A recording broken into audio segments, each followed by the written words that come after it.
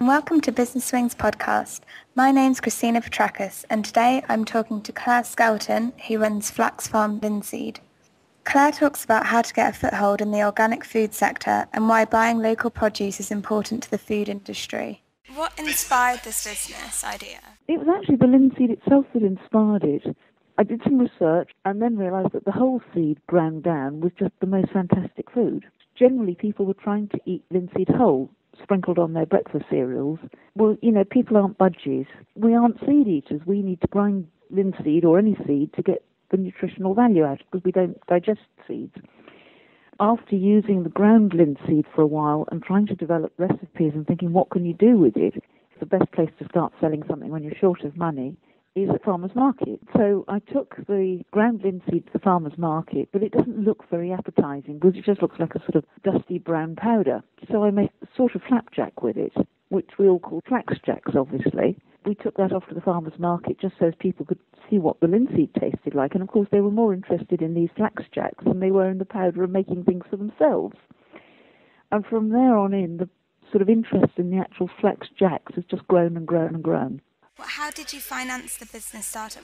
I pulled it up by its own bootlaces. I literally went out to farmers' market, earned money, turned that back into food for me to eat and pay the mortgage and to buy a little bit more equipment for the business. And with the farm, did you have that asset before you started the business, or was it something that you bought more land once you discovered? How that came about was the farmer was a friend of a friend. He actually had the land and he did grow a bit of linseed anyway. And then I teamed up with the farmer and we've gone into partnership ever since. And how difficult did you find it getting a foothold in the organic health foods market? Some of the shops that have been wanting to buy it are actually very big ones, people like Whole Foods and people like that. Other ones have been really out of the way, back of beyond little local shops where the products have just gone so well, it's just amazing.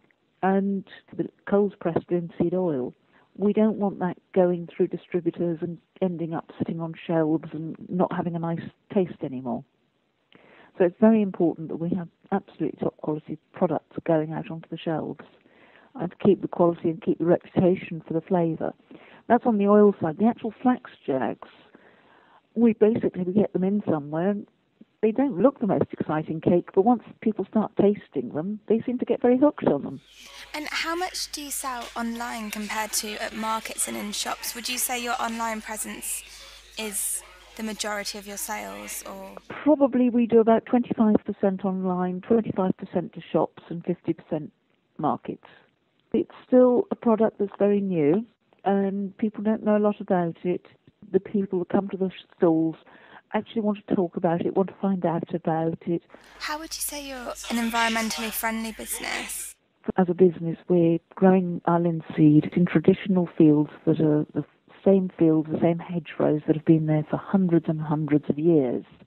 So we're supporting British wildlife, all the birds, the deer, the rabbits. For our local environment, it's absolutely brilliant. On the bigger scale, linseed is a wonderful source of omega-3. Contrary to sort of popular belief where people are trying to say, fish oils are better, it's just not true.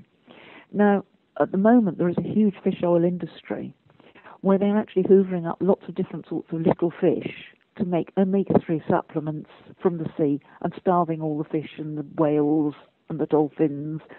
And yet, we can just do it locally and make it out of a whole food, which is linseed. And because we don't actually go more than 30 miles to market, we're not bringing fish oil in from the other side of the world. We're not bringing linseed in from the other side of the world. It's just here local, sold to our local customers.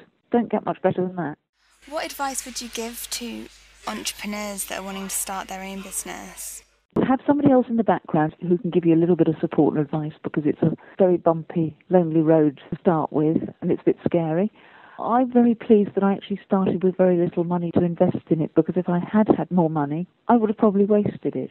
So I think that probably it's a reverse advice. It's a case of even if you've got no money at all, it doesn't matter. And what money you do have, you'll actually be more careful of.